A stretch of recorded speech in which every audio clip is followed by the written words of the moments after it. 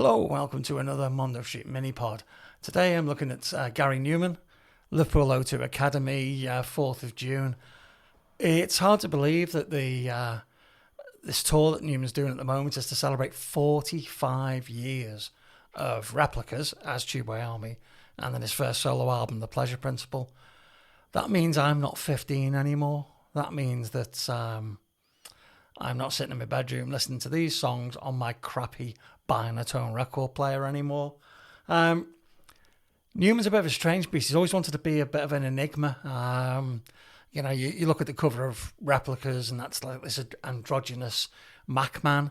I think it was originally thought of as being a kind of concept album, dystopian concept album, heavily influenced by Philip K. Dick, who wrote Do Androids Dream of Electronic Sleep, which became Blade Runner. And you can see that in his music as well. You know, his music goes from, elegant instrumentals that have callbacks to some of the classics, classical classics. Is that alliteration? Classical classics.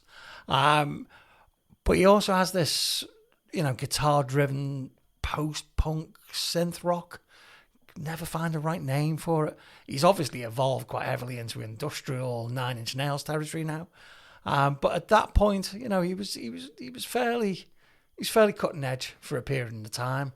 The first thing that caught my eye was the strange configuration on stage. Now, I've never seen Gary Numan live before, so I wasn't sure whether this was by design or by choice, but his synthesizer, his keyboard, was at the back of the stage, behind the drummer, behind all of the other musicians, and he would spend quite a bit of time back there. Now, obviously, he's known for being shy, and maybe he designed it so he could stand at the back and just enjoy the performance for a bit. But it was strange because as soon as he came out front with his Les Paul, strung low and angry, he really, really changed in his persona. He became more effervescent, more aggressive, more like a showman. So let's just talk about the O2 Academy itself. It was the perfect place for this gig because, it was a sellout crowd, obviously all Numan fans. And it was perfect because you had laser beams and smoke machines. It's the kind of atmosphere that you'd want for Numan's music. But also the distinct aroma of some alternative tobacco substances that was floating around, which I'm sure helped people enjoy the gig a little bit more. He did about 22 songs, I think, which covered both albums, not sequentially. So you'd get into the mood of one track from Replicas, thinking that you might get the follow-on track, but then you get one from The Pleasure Principle, and vice versa. You might get two.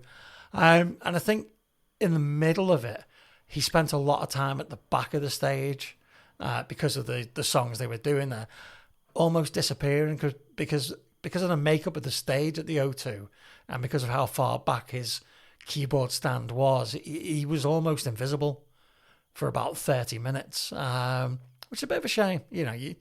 I'm more used to front people being at the front, but he was obviously more comfortable doing that way.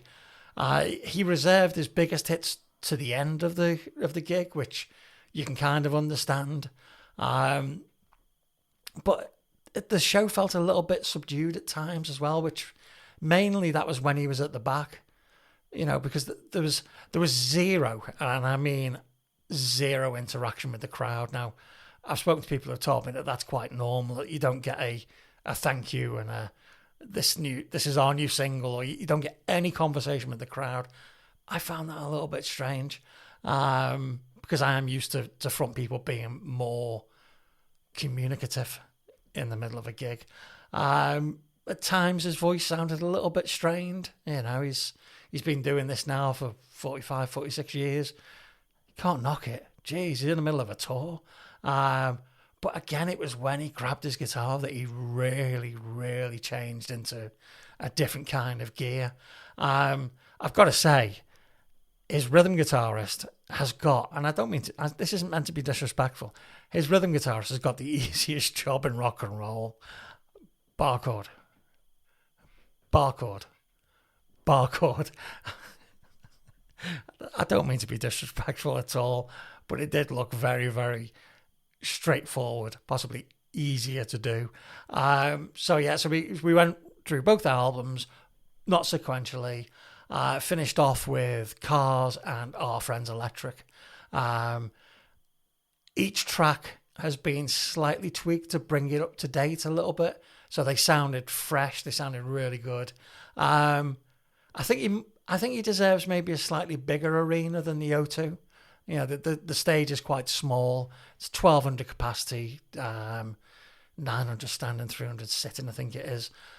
I think he deserves something bigger, and maybe the chance to give himself a little bit more space on stage. But otherwise, thoroughly enjoyable.